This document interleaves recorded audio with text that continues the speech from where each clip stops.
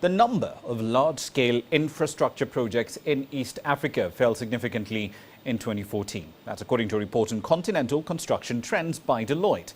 The African Construction Trends Report of 2014 shows that only 51 projects were implemented in the region compared to 93 the previous year.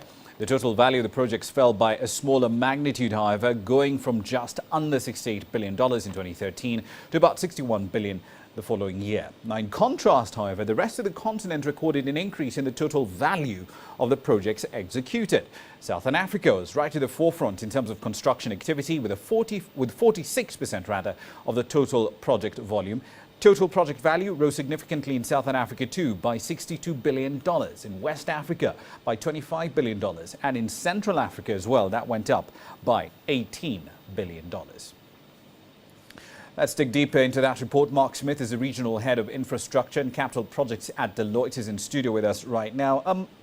Walk us through the methodology employed in putting this report together. What criteria do you use to determine if a project makes it into it or not? Well, thank you. This is the third year that Deloitte has undertaken this study, and what we really want to look at is what is physically being built in Africa.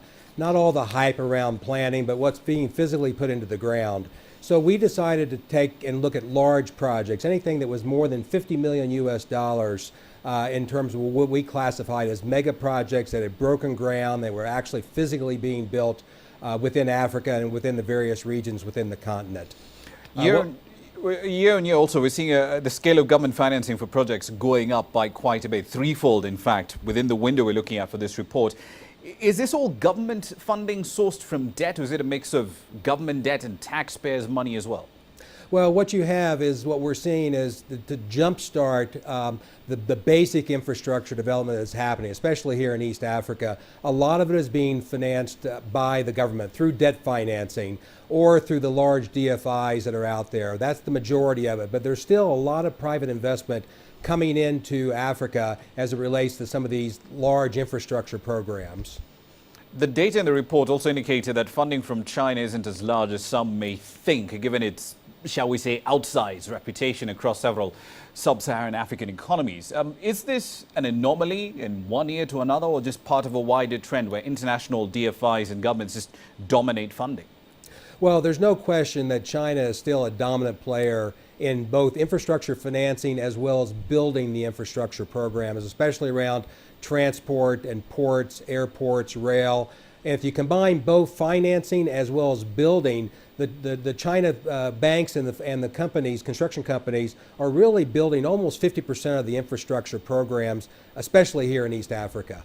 One other thing though, and this really stuck out for me, energy, transport, power, they take up a huge amount of the projects here, but water in the first place seems to get absolutely nothing. 5% of the entire project volume rather. What is it that puts investors off water projects? Is it the general sensitivity around water issues, or is it a question of funding models that can be applied to water projects? Well, I think there's a lot of interest in the water programs, but I think what we look at is really strategically which projects need to come online first. Basic transport, energy is by far the critical need in Africa, and especially in East Africa.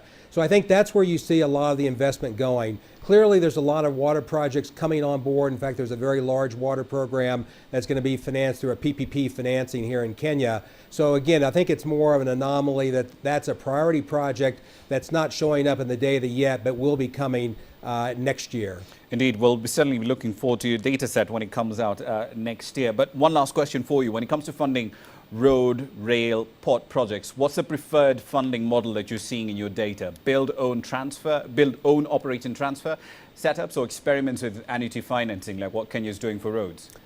I think what we're seeing is that if you look at the amount of infrastructure that's required in Africa, the needs there are so significant that you really have to have some pretty alternative financial methods to be able to fund these kinds of projects.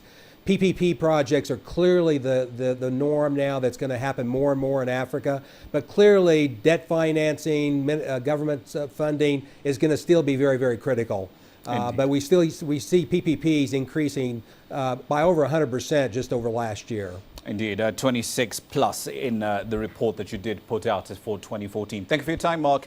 Really appreciate it. He's the Regional Head of Infrastructure and Capital Projects at Deloitte.